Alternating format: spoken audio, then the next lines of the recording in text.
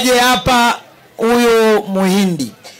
Hiyo nyumba imekuaje bwana mpaka unasema wewe hiyo nyumba unaidai? Wamenadi watu wa NMB.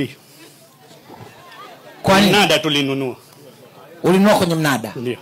Aha. Haya nisubiri hapo mswa. NMB mko wapi? Imekuaje mmeenda kunadi nyumba ya watu? Mheshimiwa mkuu wa mkoa, mimi ni naitwa Revocatus, ni meneja wa biashara NMB la mkoa. Niko na mwanasheria hapa. Nani sasa anayejibu? Niko na mwanasheria wa benki, naomba ataongea yeye. Haya, twende kazi. Mheshimiwa mkuu wa mkoa, ni kweli nyumba hiyo iliuzwa kwenye mnada, na mimi naitwa Musa Mwagama, ni wakili wa benki. Sawa. Ni kweli nyumba hiyo iliuzwa kwenye mnada kama anavyolalamika mama, lakini mama alikwenda Mahakama Kuu kulalamikia jambo hili. Iliuzwa kwenye mnada. Ndiyo. Amekopa nani? Nyumba hii aliyokopea benki alikuwa anaitwa Yunus Adam Mgoba. Iko wapi? Sasa nyinyi mnakujaje mikono mitupu kwenye mkutano wangu? NMB, yani nyinyi mbaki na nakala, mbaki nayo. Mheshimiwa mkuu wa mkoa. Meneja, unajua nataka niweke vizuri mheshimiwa. Nitoe kwenye reli. Nyinyi mmesema amekuja kukopa Yunus. Alikopa Yunus. Sasa mimi nataka kuona wewe umeniambia ofa imeandikwa jina la Yunus. Yunus alikwenda baada ya mkopo huu kwa default na benki wakawa wamefanya mnada. Yunus alikuwa hataki kutoka. Wewe unaelewa Kiswahili?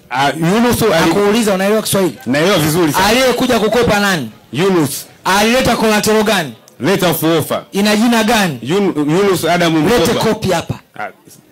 Mheshimiwa, ninachokizungumza jambo hili lipo mahakamani na baadhi ya nyaraka yazungumze. Jambo hili alifika ofisini kwangu na aliniambia kwamba zile kwanza nyaraka bado zinasoma kwenye jina la mume wa mama.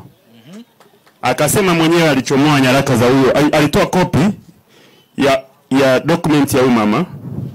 Yeye akiwa boyfriend wake, akachomoa ile document akatoa copy, akaenda nayo benki, akachukua mkopo, alafu akatoroka.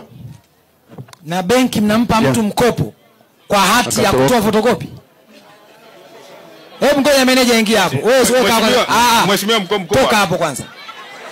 Toka hapo. Wewe meneja kaa hapo.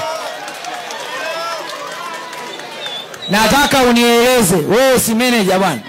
Taratibu za kutoa mkopo zikoje? Kwa nini mimi leo nikija na hapa na photocopy ya hati ya nyumba ya Kasesera mnanipa mkopo?